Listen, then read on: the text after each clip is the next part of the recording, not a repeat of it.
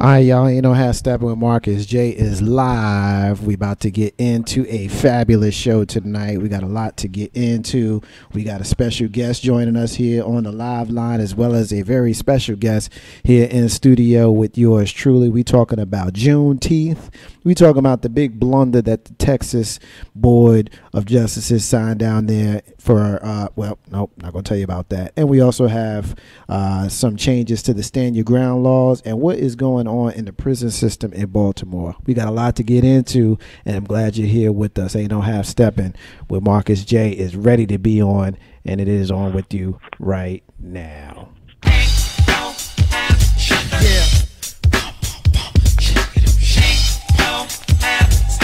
It's about that time. It's about that time to get.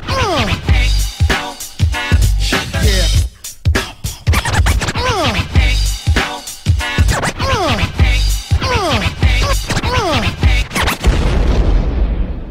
Button your lip, open your ears, strap on your thinking cap. Socially conscious talk that's entertaining with a dash of humor and the top sports stories of the week. It's time for Ain't No Half Steppin' with Marcus J. Sellers has Jordan. Jordan with 2 seconds to go. Puts it up and scores at the buzzer.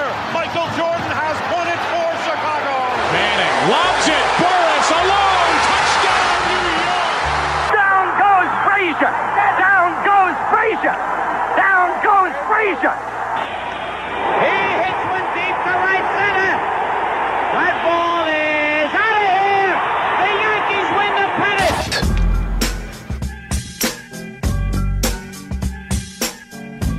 If they lying, then they must be half stepping. ain't no half stepping with Marcus. J is back once again for a live show. Be down with us tonight at 804-402-2893 to be down with the flagship show of Legacy Internet Radio live right from the den. We appreciate everybody that's checking in with us on MixLR, checking with us on TuneIn, as well as all of our affiliates across the internet. We appreciate it. Ain't no hashtag with Marcus. J is sponsored by the Doctor of Optometry, Free Spirit Enterprises, and Live Action Captions. We appreciate everybody that's here with us. We're not going to waste no time tonight. I want to introduce the crew that I have with us. We may be experiencing some guests that may join us later on, but we're going to roll with what we got right now. And sitting across the table from me, we got the first lady of Legacy Internet Radio in the building. We got comedian Lisa P here. What's up, girl? Ow, ow. What's up, guy? How are you? Fabulous. How you doing? I am fantab as well. Thank you kindly. Fantabulous. I think we just made up a word. Fantabulous. You can use it. I can use it? Yep. I'm down. That's what it is. So how are you doing today? I'm doing good. No, you were supposed to say fantabulous. Fantabulous. Oh, You yes. just made up the word, so I'm going to do it again. I messed up already, didn't I? I'm going to start over. Okay. Go for it. How are you, Marcus J? I am doing fantabulous today. Wow, that's so good. See, didn't that feel good? It felt coming out. It felt good. I learned it. I got new vocabulary. No, for but it. really, how are you doing? I'm doing all right. I'm doing Okay, good. I'm good. chilling. I'm chilling. I'm It was chilling. good to see you. Thank you for Well, having it's me. good to have you here. The first lady, Legacy Internet Radio, and of course, you heard him in the intro. You got my brother, my longtime partner and friend. My brother K-Dub is on the live line. What's up, man? What's good, people? I'm good. How you doing? How you doing, man? You good? I'm all right, man. I'm all right. I'm living, so I must be doing something right. Hey, K-Dub. K-Dub, how are you? What? I'm fantabulous. Yay! Good job.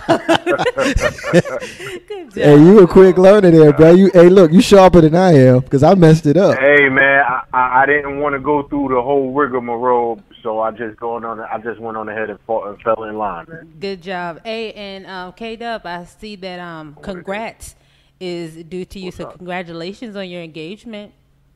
Oh, man, I appreciate it. Thank you very much. You're a little late, but that's cool. You know. Did you get married already? No, I'm just saying when I did it, it was still cold outside. Well, brother, you need to say thank you because you're still engaged. Oh, I did, and I'm most appreciative. I appreciate that shout out. Thank you very much. And the fiance enjoys the shout out as well. Cool. Can you just send me a piece of cake by Marcus J? No doubt. I got you. Thank you. That's what it is. You're gonna make sure she get a corner piece too, man. I need the corner. Hey, the corner piece. All right, that's what's up. I'll make sure it got all the good stuff on it, even if it is the corner piece. That's what it is. Ain't no hashtag with Marcus J. All right, folks, y'all ready to get it in? It's the crew for right now. Y'all ready to rock and roll? We are ready. Yes, sir. Yes, sir. Bring it on, bro. All right. Now, I kind of let it off when I had been doing a lot of the promotion and social media, talking about what we'd be talking about here tonight, and we talked about Juneteenth, and a lot of people don't know what Juneteenth is. I had the distinct pleasure and honor of meeting a brother called Dr. Umar Johnson on Friday night, and those folks who are not familiar with that name, you will be as we kind of move forward here in this segment. Dr. Umar Johnson is a brother out of North Philadelphia who is an educator. He is an activist. This is a brother who is at the forefront of trying to wake up the sleeping and trying to arouse consciousness in a lot of us young black men and women here in the wilderness known as United States. So when I had an opportunity to meet him on Friday, after having heard him speak, it was at a local Richmond, Virginia Juneteenth celebration. Now, for those folks who don't know what Juneteenth is known as Juneteenth Independence Day, Freedom Day, Emancipation Day. It's a holiday that commemorates the announcement of the abolishment of slavery in the United States and Texas in 1865, of course, the emancipation of black slaves. And we know that the Emancipation Proclamation was issued by Abraham Lincoln on September 22nd, 1862, for an effective date of January 1st, 1863, although the slaves were declared free in the Confederate States in rebellion against the federal government. It had a very small effect. Even after ending the military hostilities as part of the former Confederacy, Texas did not act to comply. So on June 18th, 1865, Union General Gordon Granger and 2,000 federal troops arrived on the island of Galveston to take possession of the state and enforce the emancipation of the slaves. On June 19th, standing on the balcony of Galveston's Ashton Villa, Granger read the contents of General Order Number 3, which says in part, the people of Texas are informed that in accordance with the proclamation from the executive of the United States, all slaves are free. This involves absolute equality of personal rights, rights of property between former masters and slaves, and the connection heretofore existing between them becomes that between employer and hired labor. It continues. I'll leave it there.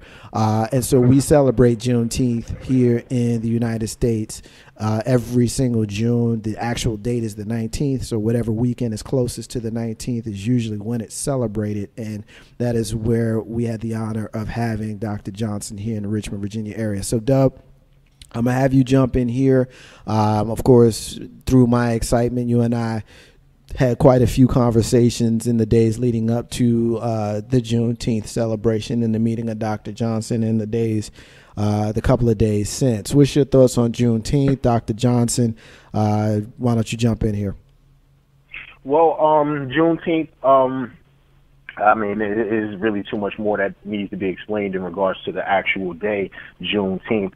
I posed a question to you earlier, which is something that I would say as leading up to June 19th that I thought about, and not trying to create any type of, anger or anything like that. But it would be interesting to ask people here and there, why do we celebrate this particular day? Why is it a celebration of the particular day? And I kind of parallel that with kind of on a bigger stage as far as the United States. To my recollection, I think, and I was told this by someone that's actually from another country, is that America is the only country that actually celebrates bad days. You have Labor Day, Memorial Day. To be honest with you, I wouldn't be surprised within another 10 years, 9/11 becomes a day. We already celebrate Thanksgiving. So we already commemorate 9/11. So I'm totally with you. Yeah, I'm talking about it might be a burger and hot dog type day, but it just kind of leads me to kind of wonder, why is it that we as black people celebrate that particular day that we were acknowledged in the state of Texas that we were free? Which, I mean, to be honest with you, if we delved into that whole Emancipation Proclamation, you know, we never were really given freedom. Abraham Lincoln didn't actually free the slaves. You know, the proclamation was only for states that already had free indentured service, so on and so forth. But that's beside the point. But what I just, you know, just kind of it just kind of makes me wonder sometimes why exactly we celebrate that day. That's something that I can put out to the Ain't No Half Steppin' community or what have you. Okay. In my sentiments toward Dr.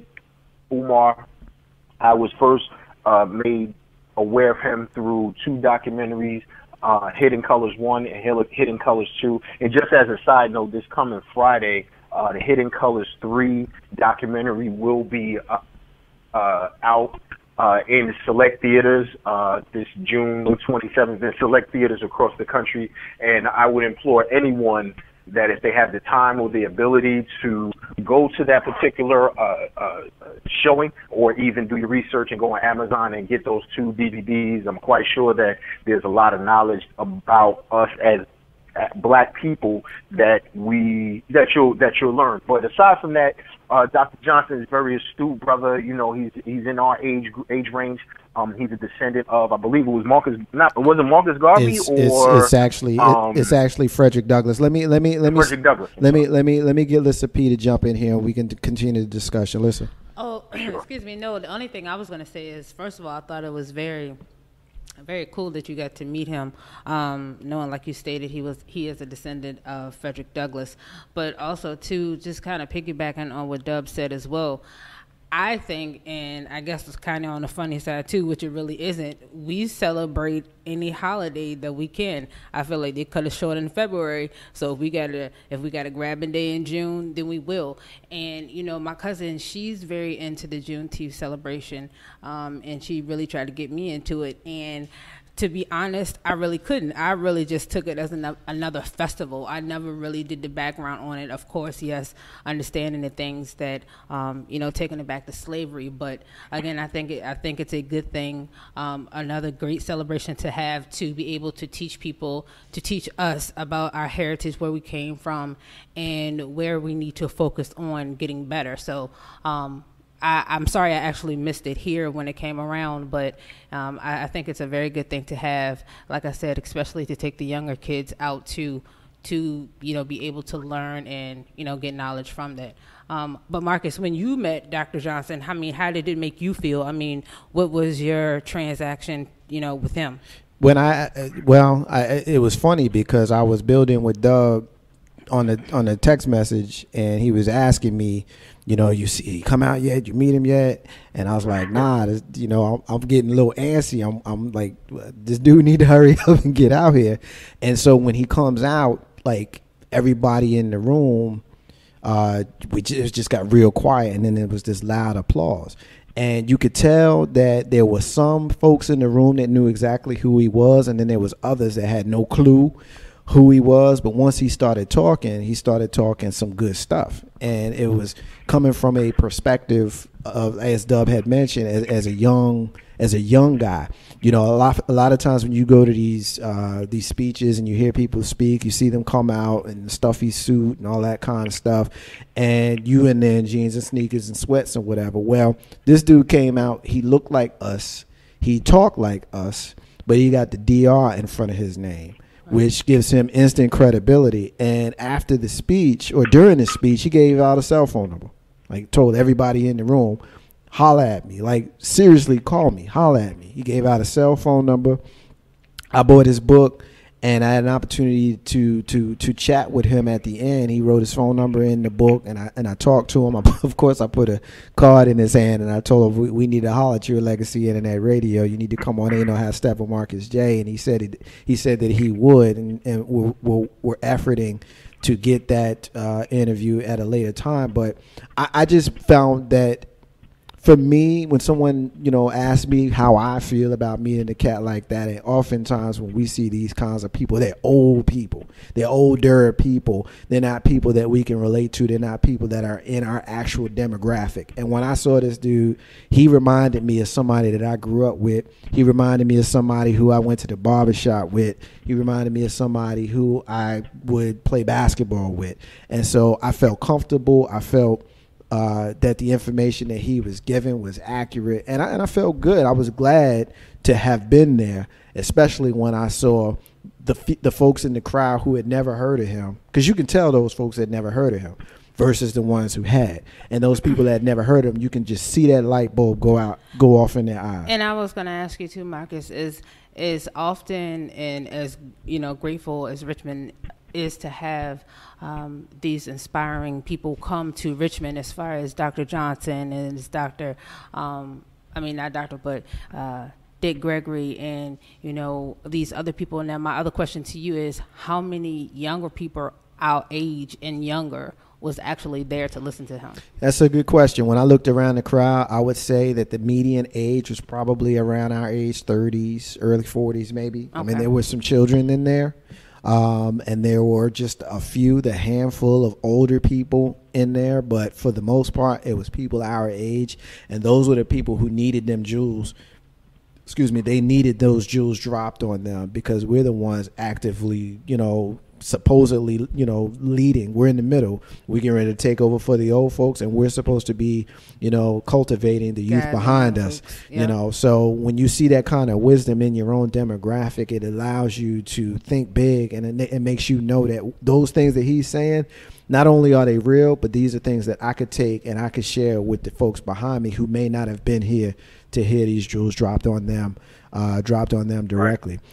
Another thing that he talked about, Dub, was the sale of St. Paul's College. And we know that St. Paul's College is here in the Lawrenceville area of Virginia, which is about an hour south of us here in the Richmond area, and it closed down a couple of years ago, and they were trying to figure out what they were going to do with it. And it had been put up for sale, similar to Morris Brown down there in the ATL, Dub. You know about the sale of these colleges. Well, Dr. Johnson had decided that he and his team wanted to purchase the school and do some great things in the area and bus in some, continue having it be a black college and bus in some black students and things of that sort. And the government decided that wasn't something that they wanted to have happen, that they wanted to reappropriate that land for their own needs. And their own needs were illegal immigrants that were to be brought in from various areas of the company that would have been housed there in Lawrenceville and in St. Paul. So I'm going to have you jump in here. What's your thoughts about that? I don't know if you saw this on the news. I know I did on Thursday, I believe. Thursday, the night before we met him on Friday. They had a town meeting down there where you saw redneck white folk and hardcore thug-looking black people standing together against the government saying, hell no, we don't want y'all here. What you think?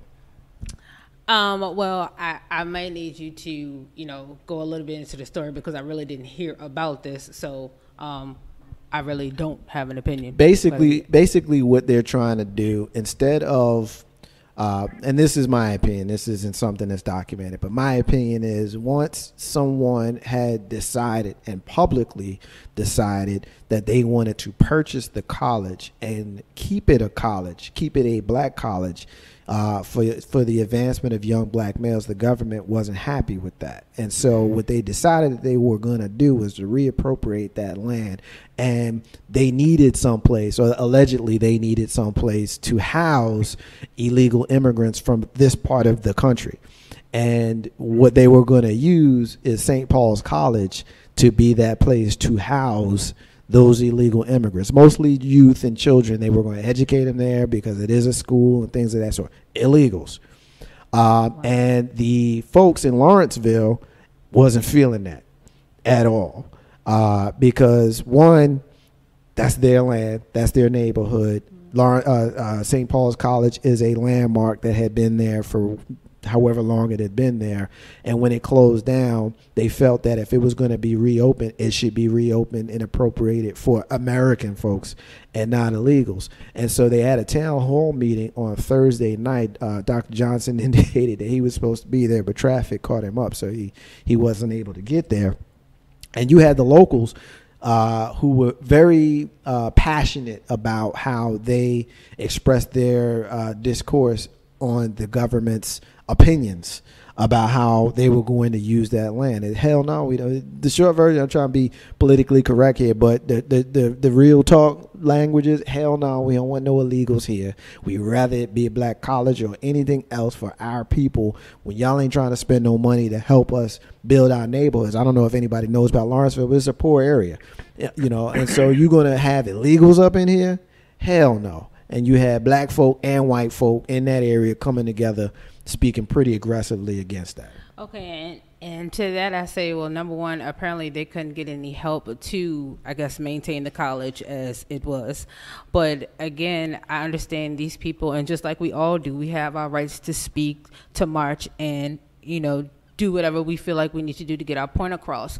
But again, the government was probably the people who were really responsible for shutting this down. So therefore, the government is going to do whatever they want to. So if they want to house illegal immigrants, which I don't even know how that is possible, but again, we're speaking of the government, i.e. do what you want to do, then they're going to do it. Is it right? Of course not. Should people continue to speak, raise their voices, petition? Of course, continue to write your Congress, do whatever you need to do. But, will it really change anything? Kate, I'll jump in right there.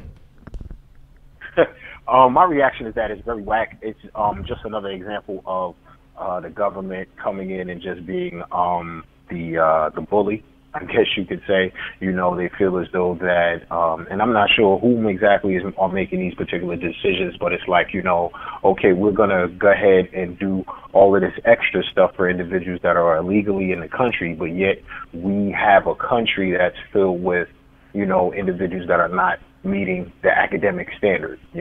Throughout the world, we're like 20-something in math or 20-something in English, so on and so forth. So instead of trying to educate us here that are from here, that are, pay taxes and, things of that nature, the government feels as though that we're going to take a slot and, do whatever it is that they say that they're going to do with individuals that are illegally in the country. Of course, I'm not in favor of that. But you know what? As crazy as it may sound, it doesn't really surprise me. It doesn't surprise me. Especially for, Dr. Umar's original, his plan, was to educate, if I'm not mistaken, young males. Right. Am I correct? Yeah. With that, young males. And you already know what and I would quite say that a majority of those young males will look like yourself and me. Well, let me stop you. Let me stop you for a second, Dub, because I'm on the same page with you, and I want to take the conversation in a little bit different direction before we move on to our next topic. We know Dr. Johnson was looking to raise money, or is looking to raise money.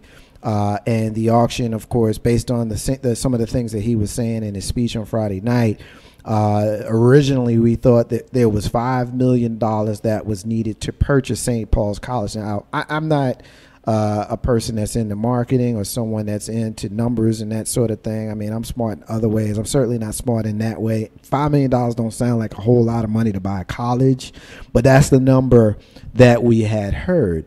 And when he was speaking to us on Friday night, he said that all they needed to get was $400,000 to stave off the initial sale. $400,000, of which they had $300,000 before this Wednesday at 3 p.m., the 25th at 3 p.m. So they basically, from Friday to Wednesday, needed to raise $100,000 to stave off the sale for 60 days. And the actual number that they needed was not $5 million, but it was actually $2.5 million. So half of that original number. So listen, jump in here.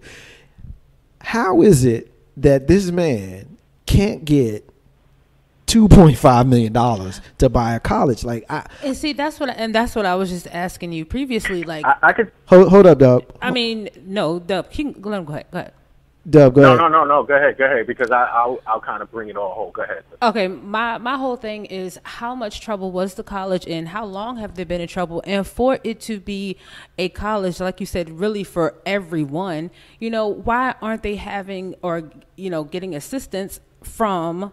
I mean, well, of course, everyone in the town is already standing in front, asking for help, picketing, I'm pretty sure. But why is the government? I feel like this is another thing as also already around the country, how many of these black colleges are closing down, and I feel like that of course, it's unfair, but I don't understand what is the point. If you shut down black colleges, what is that? I mean, so the kids have to go where? To another college? Right. Or is it that you want them to go to, the white colleges? Right. Is that to bring more money there? And again, it's all in fairness. They don't want any money to go into the black colleges, so therefore they'll do anything, i.e. go back to Katrina, blowing up dams. We're not going to talk about that, but still. So I feel like that it's very unfortunate and it's very unfair.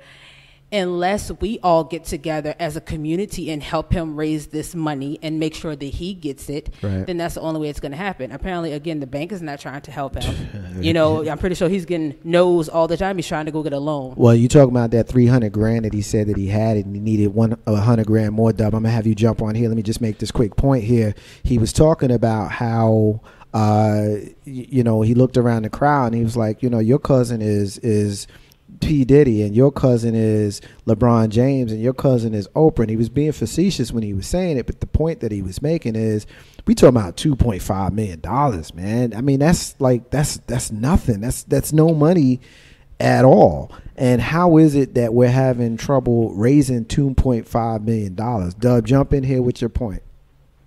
Reason that I think that it's a number of different varying reasons. One, I'm just going to show a little bit of my ignorance. Until I actually moved to Virginia, never heard of St. Paul's College. And I have a friend of mine that actually graduated from St. Paul's. It will be interesting to ask a number of, have Steppin listeners, as well as individuals across the country, whether or not they know about St. Paul's, and then ask them a rebuttal behind that, where exactly is St. Paul's? Another thing also is that on a larger scale, and we're kind of piggybacking on what Dr. Johnson said in regards to, your cousin is Oprah, your cousin is P. Diddy. People, I'm just going to be honest with you, I would venture to say that a number of black people, per se, hear about it, they would be like, oh, that's messed up, but that might be the most that they may do. A lot of people really don't care if it does not affect them. You remember I said this back a few shows back, is that, back in the late 70s, early 80s, we as a black community started to become more of a me than a we community. And I think that the residual of that is situations such as St. Paul, situations such as Morris Brown. You have a few people that are definitely interested in doing good and saving these particular institutions or what have you, but it's not enough. You have a number of people that may not care. You may have people that have money but may not even know about the situation. But what's crazy? So there could be a lot of variations of different things that bring us to this particular point. But what's frustrating about that, Dub? Here's what's frustrating about that. When we can look on the news and we see that South Central Los Angeles born and raised NWA member Andre Harris or Jones or whatever Dr. Dre's real name is, gives whatever that $1 million number was to the college. I think it was like $10 or $15 million. I think he said he gave money to USC, if I'm not USC, yeah. Andre Young is actually his name. Gave like $10 million to USC, and I'm not going to begrudge anybody. I know you and I had this conversation. I've softened my stance on people doing what they need to do with their money. It's not my place to judge them, but I can have an opinion. And my opinion is, if you come from the hood, then you should do better when it comes to situations like that. You can give $10, $15 million to USC, but you got a brother that's struggling to keep a black college afloat. I got a hard time swallowing that one. But again, that goes to my point of, how do we know, and I'm just coming from another perspective, how do we know that he even knows about the situation? That's true. Because keep in mind, a lot of our historically black colleges are, I would say, from the Mississippi East? Yeah. There's not too many. On the West Coast, you know, people talking about I'm going to Morris Brown. I'm going to Morehouse. I'm going to Howard. I'm just assuming. I don't think that that's really what's popping on the West Coast. No, I can dig it. So I venture to ask a question. Maybe the brother doesn't even know. And again, maybe he falls under that category that I picked up before. Maybe he just really don't care because it's not hitting home. He probably knows more people that go to USC than he may know that go to a HBCU. Just my assumption. No, I can dig it. Listen, you were gonna say? Yeah, my whole thing was as well is, you know, how many of us know that this struggle is, you know, needed of us, he's needing the money from us, because really, if everybody knew or knows Dr. Johnson like they're supposed to, that place at the Juneteenth, wherever, it should have been packed. You shouldn't have been able to get in, you know, if it was really into our community of who our leaders are, who our fighters are. Right. You know, is it really still being taught in school? Do they know? And if they don't get taught in school, are we teaching them at home? Right. So again, even from not even the young ones, you can't really blame them, but the older ones, like our age, right. Do we know who Dr. Johnson is? No, that's a good point. And real quick, I'm just going to kind of throw this out there. Let's all think about the people that each three of us know, and think about the 6 degrees of separation around us. Be honest.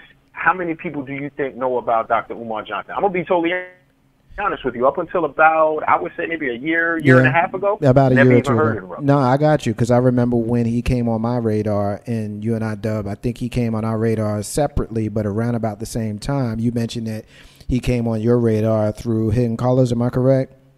Yeah. And he came on my radar because I heard him on Warren Ballantyne's show, and the things that he was saying and some of the recordings that Warren was playing came from Dr. Umar Johnson. Yeah, no, just to funny it up, Marcus J., look how old you are. And, you know, how long has this struggle been going on? So, again, you know what I'm saying? You didn't know because you didn't know him. Nah, you're right. But, I mean, that's the only thing. And there's a number of other individuals that we should know about that we don't know about. Right. I tell you, and you know, it's funny. It's funny about that. Say that again, though, because you and I talked about it. We talked about the panel. Dr. Claude Anderson. If any of you have time, I would say definitely have a number of different speeches on YouTube. Claude Anderson tells you basically what you may not want to hear, but you need to know when it comes to the tricks that are being done, when it comes to how we need to manage our money, and how we need to kind of change our way of thinking in regards to what's going on around us. Trust me. And this brother is a light-skinned brother that looked like he could probably be your uncle. Who else? Totally honest. You got Dr. Francis Welsing. Welsing. What's her last name, Marcus? Welsing. Dr. Francis Welsing. And there's a number of her, and then there's a whole number of other individuals that I'm gonna be honest with you. If you take the totality of the black community, if I name those three individuals to someone, to be honest with you, they probably. You know what's crazy about that? You know, I'm going to put a bow on this because there's one other area that I want to go to. You know, kind of along this line, and then we're going to take our first break and then come back. When you think about people like Dr. Claude Anderson, Dr. Umar Johnson, Dr. Francis Welsing, Dick Gregory, and people like them, you know, when we think about leaders, usually we think about pastors, we think about Al Sharpton, we think about Jesse Jackson and people like that. Well, first of all, you know, the government is not going to have more than one black messiah out in the forefront, and, you know, more than one at one time, but that's another conversation for another day. But I think if we build and we share information, we can find that there are people who, if we follow some of the doctrines that they put out and some of the orations that they put out, and then we research, because you can't just listen to people and follow their every word. But if we follow them and then we go behind it, we do the research and we find that what they're saying is accurate, we'll find that the real black leaders are the people who you never heard of, at least not the masses. Aint on Steppin, Marcus J. One other quick thing, Dub, I want to get your opinion on before we get out of the segment. We're going to take a break, and then we got a special guest. Well, not even a guest, but someone just walked in. I want to make sure we get into discussion, and we'll get him in on the other side. Texas. Did you hear what Texas did, my brother? Texas board unwittingly approved what? Reparations for slavery. Did you hear about this? Yes. All right, the did Dallas. hear about Let me kind of put it out there, and then I'm gonna get you and Lissa's opinion on this one before we take this break. Dallas County leaders. I'm getting this from CBSNews.com. They passed a resolution supporting reparations to black folk for years of slavery without even realizing they had done so. County commissioners unwittingly gave their okay by unanimously passing a Juneteenth resolution last Tuesday that stated black suffering should be satisfied with monetary and substantial reparations. The meeting agenda made no specific mention of it, but it was read aloud by the commissioner by the name of John Wiley Price, who introduced the measure. The resolution went beyond supporting Juneteenth. It included a list of injustices endured by blacks before it endorsed reparations in its final paragraph. The Dallas Morning News reports other commissioners admitted afterwards they hadn't even read the resolution before voting. Commissioner Mike Cantrell, the court's lone Republican, later changed his vote to abstention. The reason why I didn't abstain this morning is that I had not received a copy of the resolution, he said. The vote is non-binding, of course, so no reparations, no payments, or other means will be made. But the point is, these fools ain't read it. They went ahead and passed it to get through it, and come to find out they approve reparations. Dub, what's your thoughts, man? First off, in regards to them not reading it, that isn't anything new. That's been going on. I mean, you have bills and you have laws that are being passed that the individuals that are voting on it don't even read. It's ironic that it would be the state of Texas to have this kind of happen. First of all, I have my own view on reparations. A lot of people think that we as black people should get reparations like a check, and I disagree with that. I can think of a number of different ways that reparations can be levied for black people, but I wonder, and again, I'm just going to be that guy. I wonder if the same thing was done when it came to the Holocaust survivors, I believe the Asian community that was held in California during the war. I believe they may have received something similar to reparations. I wonder if the same type of attitude, wait a minute, we don't want to do this. Right. I wonder if that same type of attitude was done in those two instances, way that, when black people talk about reparations, that I doubt it. Upon with us. I doubt it. I know. But just a little food for thought. Let me get Lissa P in on this one. Listen, when we're talking about reparations, Texas board. Give it to me. Give me mine. If you can't give me 40 acres and a mule, I don't care. Give it to me. Yes, you sorry. I don't care. Give it to me. Yes. I'm with you. I look at it like this. Hold on. Being real, it's really like a slap in the face. You know what I'm saying? But you know what? You gonna slap me? I'm gonna take that slap, and I'm gonna take my buddy, and I'm gonna roll. I might get you a croissant. I might give you a little Starbucky. Give it to me. Since you want to be smart, since you want to be funny, what you gonna give me? I could dig it. I could dig it. The only thing that I'll say about reparations, and I'll put a bow on this, we're gonna take this break. But with reparations, I don't want no money. I don't want no money because I can't do nothing with money, because we know that our money it's not worth what it used to be worth. But when we're talking about reparations, I mean, they give reparations to every other community except ours. You know what I mean? So, let me send my kids to college. Let me get my kids to college. Let me not pay no taxes on my house. Let me have my elderly family members, have, end stage of life without having a bill that I got to pay. That's the kind of, reparations that I think that I can live with, because the truth of the matter is, the thing that white folk don't understand, we not mad at y'all. Today's black folk, we not mad at y'all because we realize that you ain't own no slaves. We realize that your grandma didn't own no slaves. But the truth of the matter is, your great-great-grandmother owned slaves. And because she did, she had a 200-year head start on my grandmother. And because of that 200-year head start that she had on my grandmother, you benefit from it. They call that white privilege. You benefit from it because you got old money and I got no money. That's the problem. That's the thing that I think that today's white folk don't understand. And we're not coming from a position of, just give me money. I'm a black man and I think you should give me money. Nobody is saying that. But I think that you should understand logically that when your people came here, you came here of your free will and accord. When we came here, we was forced to come here. And for years, 200, 400 years, we were forced into bondage. And you had a head start. And so if we're going to take any measures to even that ground, there needs to be something to do it. It was supposed to be 40 acres and a mule. That never happened. Something needs to go down. Ain't No Half Steppin' with Marcus J. We're going to take our first break of the night. And when we come back, we got the co-host of Ain't No Half Steppin' with Marcus J. And we got some more What the Hell. What the hell they do down there in Florida? What's going on in the prison system in Baltimore? And this dummy in Detroit did something that I swear when y'all hear this, y'all going to scream out, what the hell. Marcus J., my man K-Dub, and the first lady of Legacy Internet Radio, and my co-host coming up in the next segment. Ain't No Half Step with Marcus J. Be back in a minute.